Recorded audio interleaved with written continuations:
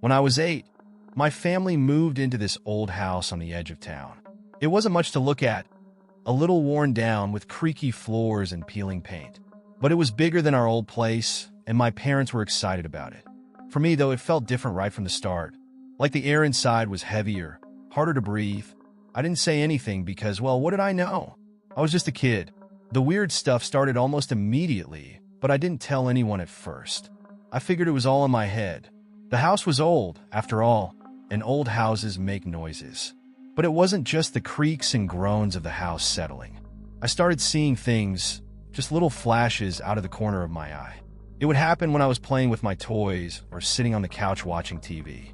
Something dark would move in the edge of my vision, quick and blurry. But when I turned to look, nothing was there. At first, I shrugged it off. I thought maybe it was my imagination, or maybe the shadows were playing tricks because of how the light came through the windows. But it kept happening, and soon I couldn't shake the feeling that I wasn't alone in the house, even when I knew I was. One night, everything changed. I was lying in bed, staring at the ceiling, trying to fall asleep. The room was dark, but the dim glow of the streetlight outside filtered through the blinds, casting soft shadows on the walls. That's when I saw it. A shadow, darker than the rest, moving slowly across the ceiling. My heart jumped into my throat. I blinked hard, thinking I was just sleepy and seeing things, but it didn't go away. In fact, it seemed to slow down, almost like it knew I was watching it. I sat up in bed, my eyes glued to the spot. The shadow didn't have a shape I could make out, but it was there, moving like it had a purpose. I wanted to scream, but no sound came out. I wanted to get up and run to my parents' room, but I couldn't move. My whole body was frozen, my mind racing, trying to make sense of what I was seeing. Finally, after what felt like hours, I squeezed my eyes shut and forced myself to lay back down. I told myself over and over that it wasn't real, that I was just tired. Eventually, exhaustion won, and I fell asleep. The next morning, I tried to convince myself it had been a dream. That's what made sense, right? But deep down, I knew it wasn't. The memory of that shadow creeping across my ceiling was too vivid, too real. Still, I didn't say anything to my parents. I was scared they'd think I was just being dramatic, or worse, they wouldn't believe me at all. So, I kept it to myself. Days went by, and I tried to forget about it. But every night when I went to bed, I'd lie there, staring at the ceiling, waiting for it to happen again. And sometimes, I swore I could feel it, even if I couldn't see it, the weight of something moving around in the dark just out of reach. I'd pull the blankets up to my chin, close my eyes, and pretend it wasn't there.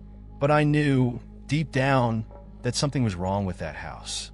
A few weeks after we moved in, my mom asked me to help her in the basement. I hated that basement. Even before anything strange started happening, there was just something about it that made me nervous. The door to the basement was this old, heavy wooden thing, and it was always half open. It creaked when you touched it, and no matter how many times we closed it, it seemed to drift open on its own like it didn't want to stay shut. That day, when my mom asked me to go down there, my stomach twisted into knots. But I couldn't say no. I didn't want her to think I was scared for no reason. She handed me a box of old clothes to carry down, and I tried to act like everything was normal, like my heart wasn't pounding in my chest. The basement stairs were steep, and the light switch was at the bottom, which made the whole thing even creepier. As I stood at the top, looking down into the dark, I felt that same prickling sensation that I'd been feeling in the house for weeks now. The feeling that something was watching me. I told myself it was just the cold air coming up from below, the kind of chill you get in an old house. But deep down, I didn't believe that. I took a deep breath and started down, each step creaking beneath me. The box felt heavier with every step, and I couldn't shake the feeling that something was lurking in the shadows just out of sight. The moment I reached the bottom, I fumbled for the light switch, desperate to flood the space with light. The old bulb hanging from the ceiling flickered on, casting a dim, yellowish glow that barely reached the far corners of the basement. The space smelled musty, like damp concrete and old wood, and the shadows seemed to cling to the walls. I tried to ignore how creepy it felt and set the box down on an old table. My mom was rummaging through a pile of stuff near the back, humming to herself like she didn't have a care in the world. I tried to focus on her, on anything but the dark corners of the basement that seemed to be watching me. "Can you grab me those boxes over there?" she asked, pointing to a stack against the far wall. I didn't want to go deeper into the basement, but I forced myself to do it. As I walked past the shelves lined with dusty jars and old tools, I couldn't help but glance around nervously. The shadows seemed to shift, almost like they were moving with me. My skin prickled, and the hair on the back of my neck stood up. I grabbed the boxes as quickly as I could, my hands trembling, and turned back toward the stairs. But just as I took a step, I felt something. It was faint at first, like the lightest brush of air, but then it got stronger. Something touched my ankle, not like a breeze or my pant leg moving. Something physical, something cold. I froze in place, my breath catching in my throat. Slowly, I looked down, terrified of what I might see. But there was nothing. No one. Just the shadows, deeper and darker than before. My heart pounded in my chest, and I could feel the panic rising inside me. I had to get out of there. I bolted up the stairs, boxes in hand, not caring if I looked scared. I just needed to be in the light, to be away from whatever was down there. As I reached the top, the basement door slammed shut behind me with a loud bang that echoed through the house. I dropped the boxes and spun around, staring at the door. My mom came up the stairs a moment later, looking annoyed. "Why'd you slam the door like that?" she asked. "I didn't," I stammered, my voice barely above a whisper. "It closed on its own." She gave me a look, the kind that said she didn't believe a word of it. "Old houses do that sometimes. Don't worry about it." She brushed it off like it was nothing, but I knew better. That door didn't just slam on its own. Something had been down there with me. That night, I stayed locked in my room, refusing to come out until my mom called me for dinner. I could still feel that cold touch on my ankle, and every time I thought about going near the basement door again, my stomach clenched. I didn't want to admit it, but I was terrified. Something was wrong with that house, and it was getting worse. The shadows weren't just in my room anymore. They were following me. And for the first time, I realized I couldn't keep pretending it was all in my head.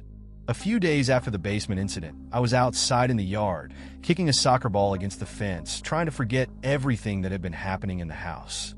It was sunny, the air was warm, and for the first time in a while, I felt like maybe I could relax a little.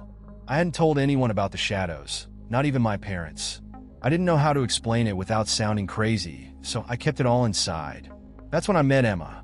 I was lining up a kick when I heard someone call out, "Hey." I turned around and saw a girl standing on the other side of the fence.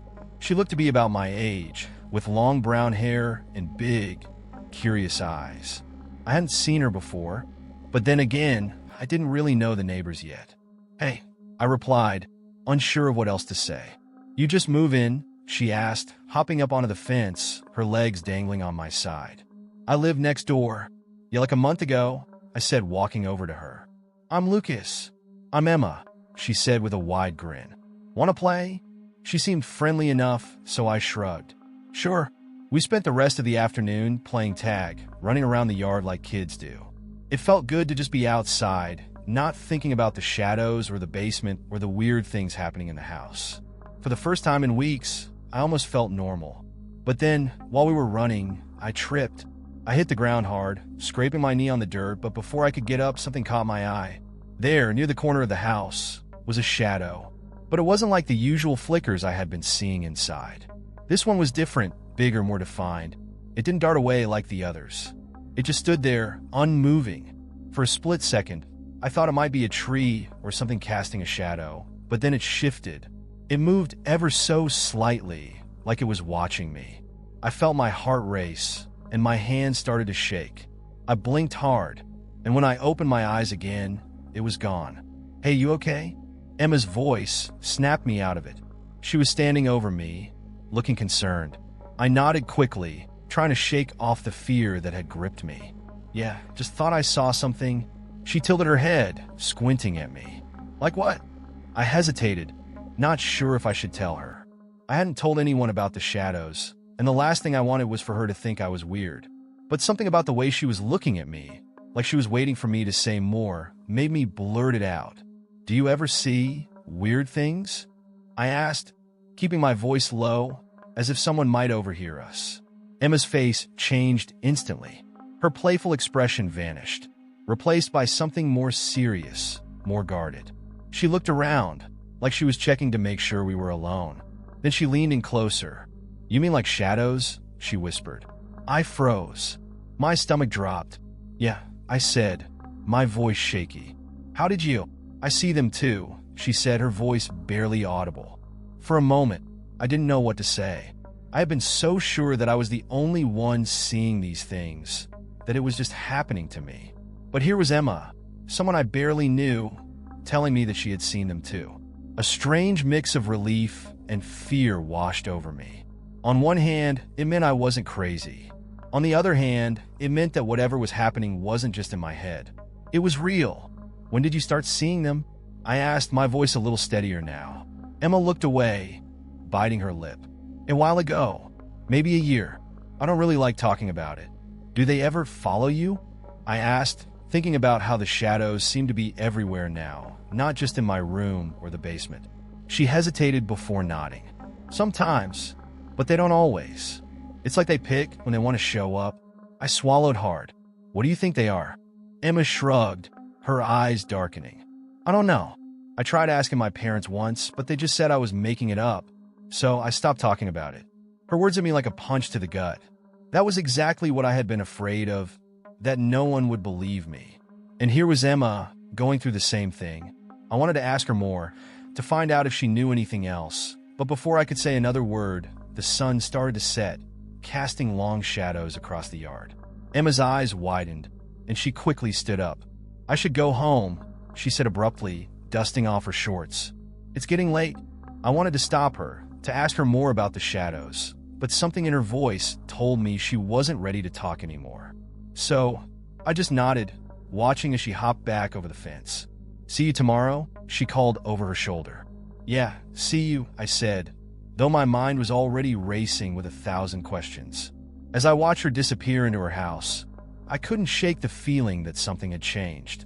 The shadows were real, and I wasn't the only one seeing them. But what did that mean? And why were they here?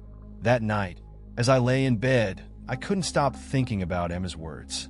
The shadows didn't always follow her. Did that mean they had chosen me? Or was I just unlucky? I didn't know what was worse, the fear of not knowing, or the fear of finding out.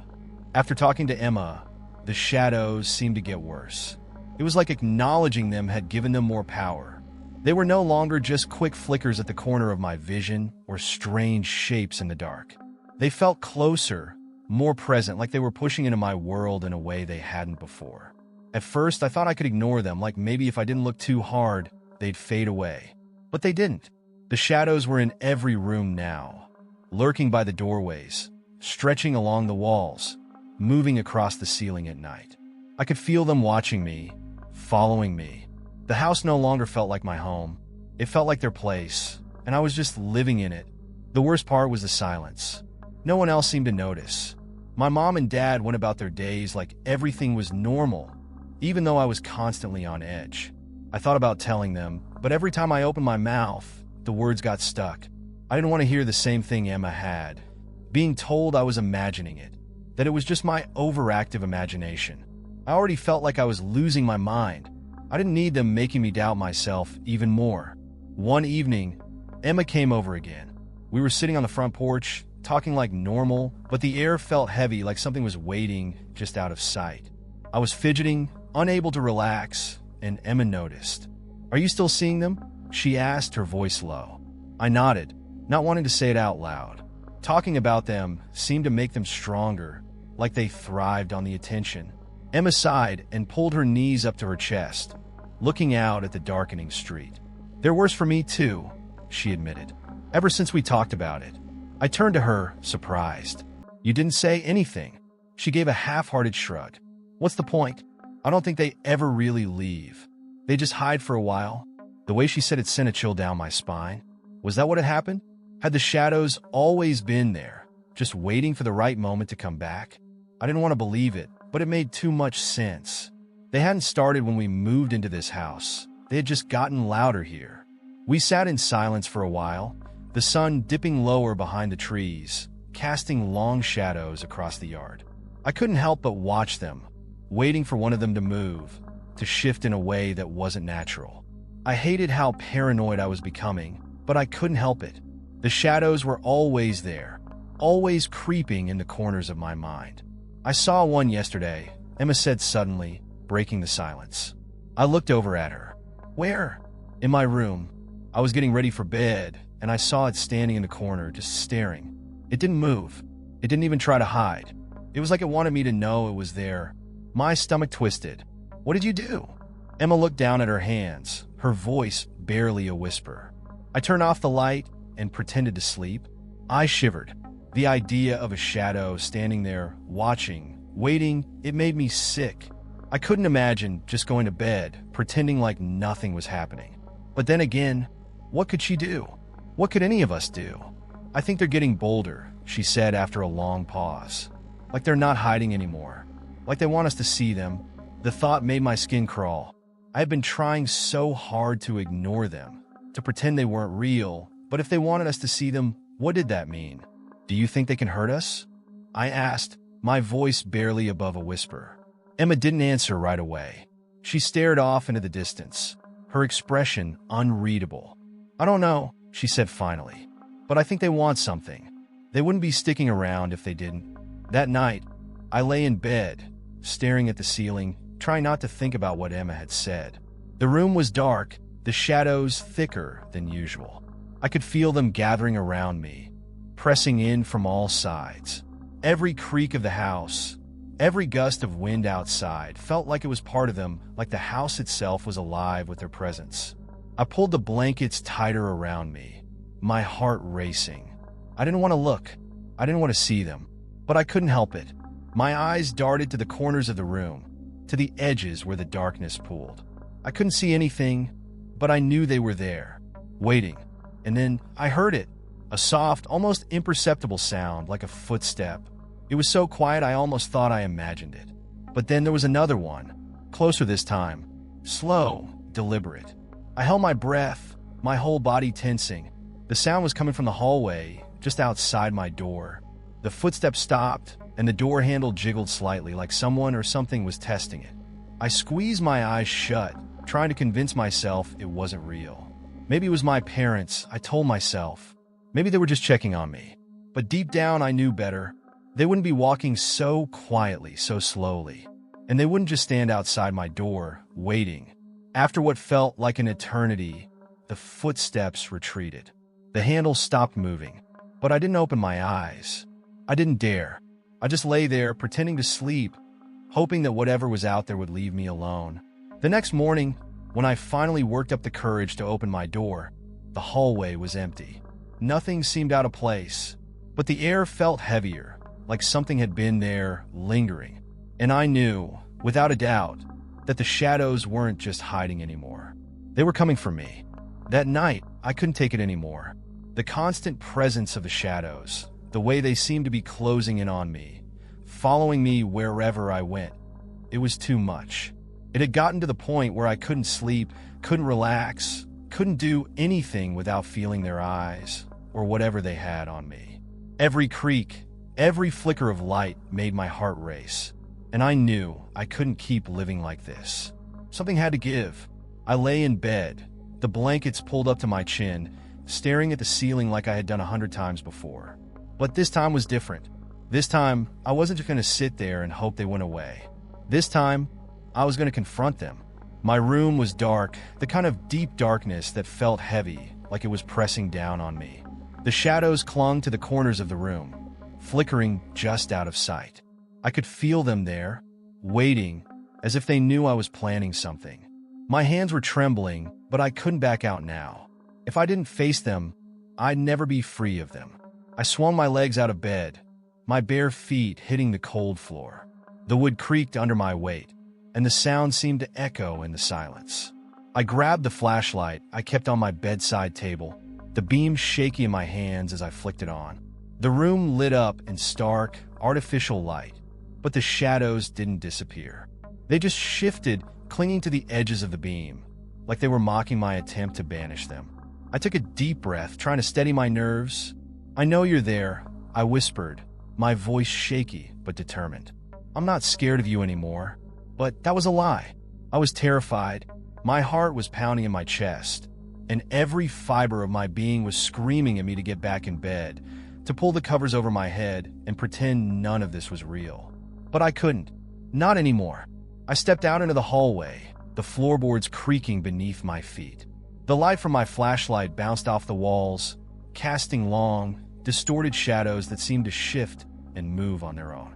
The air was thick, colder than it should have been, like the house itself was holding its breath, waiting for something to happen. I approached the basement door, the door that always seemed to be open, always seemed to invite me in, even when I wanted nothing to do with it. The door was half open again, just like it always was, creaking slightly as it swayed on its hinges. I could feel the weight of the darkness below, pulling at me, daring me to come closer. I hesitated for a moment, my hand hovering over the doorknob. The basement had always terrified me, even before the shadows had started getting worse. There was something about that place that felt wrong, like it didn't belong to the rest of the house. But I had to know. I had to face whatever was down there. The moment I touched the doorknob, the shadows in the hallway seemed to surge forward, wrapping around my ankles, pulling at my legs. I stumbled back, my flashlight flickering as the darkness swallowed the light. The air around me seemed to thicken, like the shadows were trying to pull me into their world. And for a second, I couldn't breathe. "No!" I shouted, trying to shake them off. "Leave me alone!" But they didn't listen. Instead, they pressed closer, swirling around me, their cold tendrils brushing against my skin, tugging at my clothes.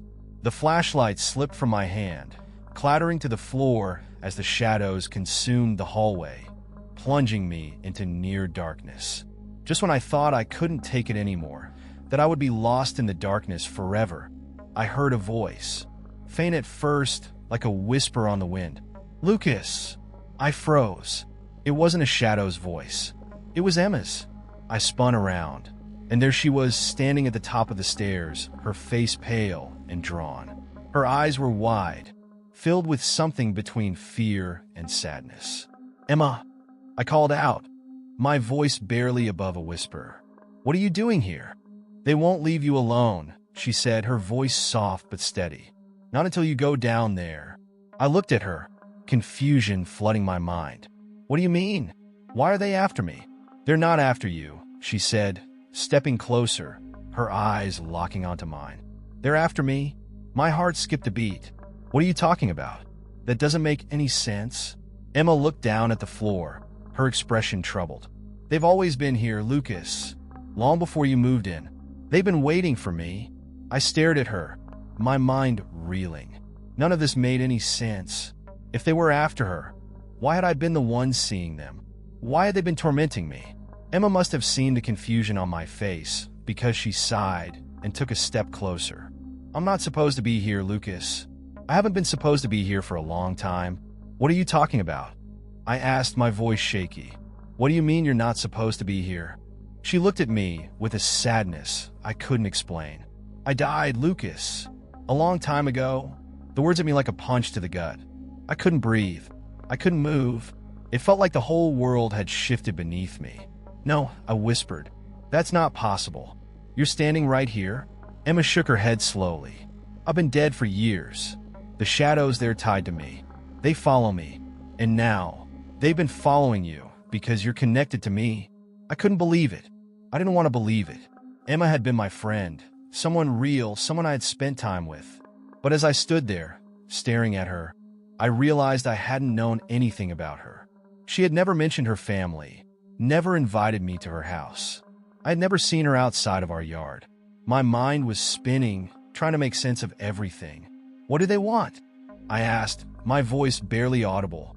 "They want me to go," she said quietly. "To finally leave." I stared at her, feeling a mix of fear, sadness, and confusion. "But why are they still here?" "They need me to accept it," she said, stepping toward the basement door. "And I'm ready now. It's time." The air around us seemed to shift, the shadows pulling back, retreating into the walls as Emma walked toward the basement.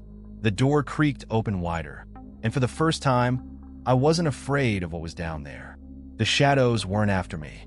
They had never been. They were waiting for Emma to let go.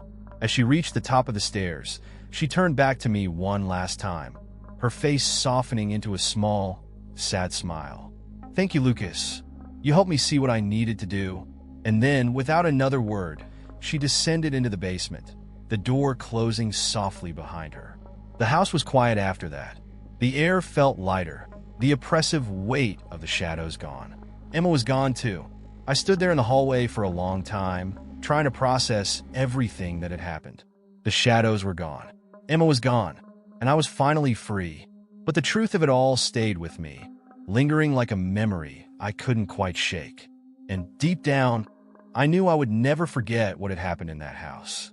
The days after Emma disappeared were strangely quiet. The house that once felt alive with the constant presence of shadows and creeping dread was now just a house. The air didn't feel heavy anymore.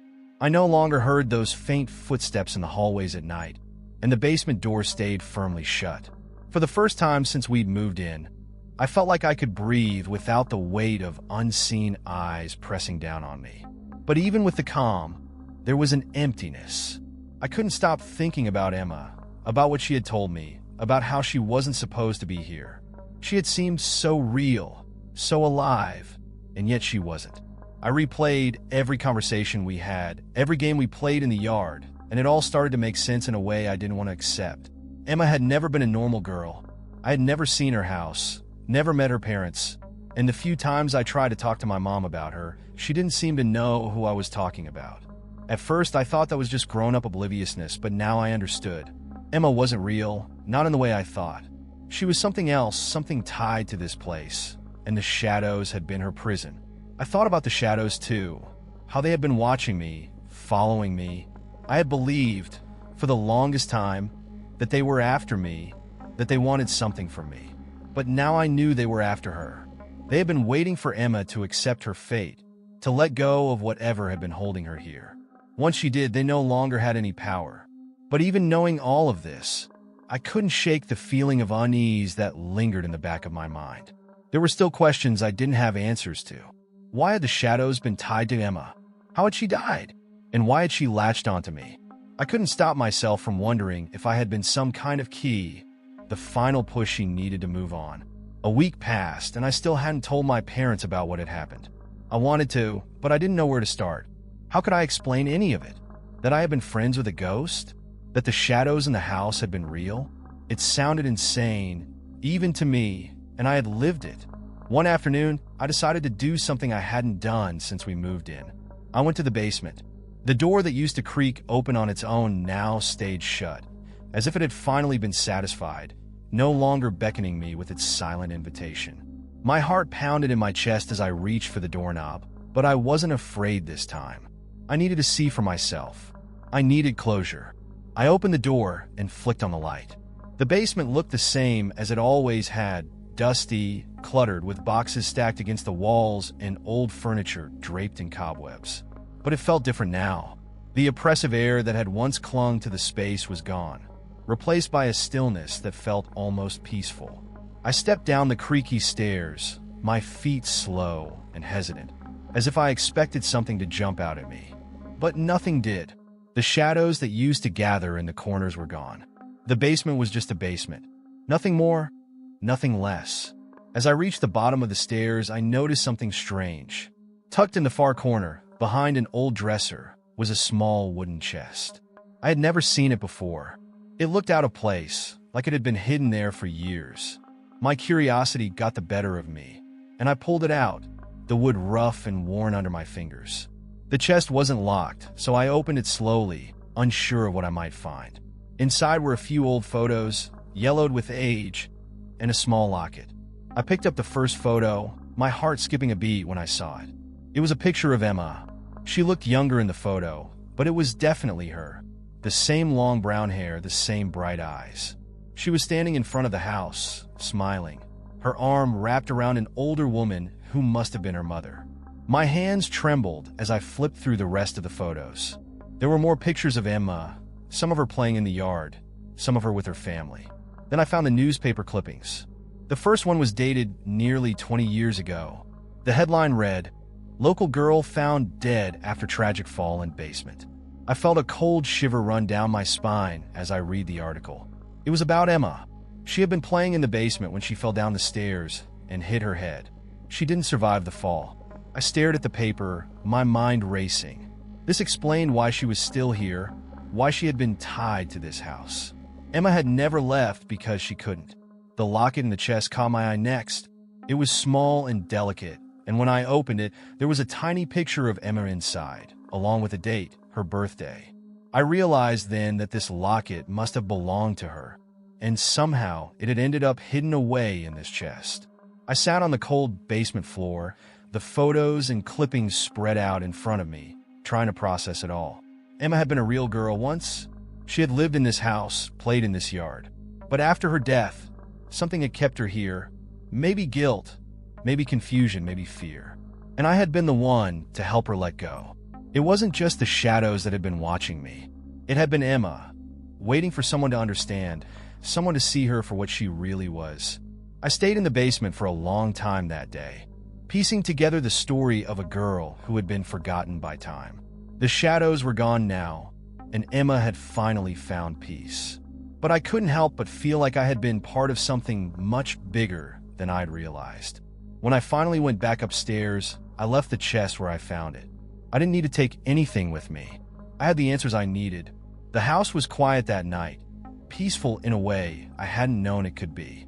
And as I lay in bed, staring up at the ceiling, I realized something important. The shadows hadn't just been after Emma. They had been after the truth. And now, they were gone.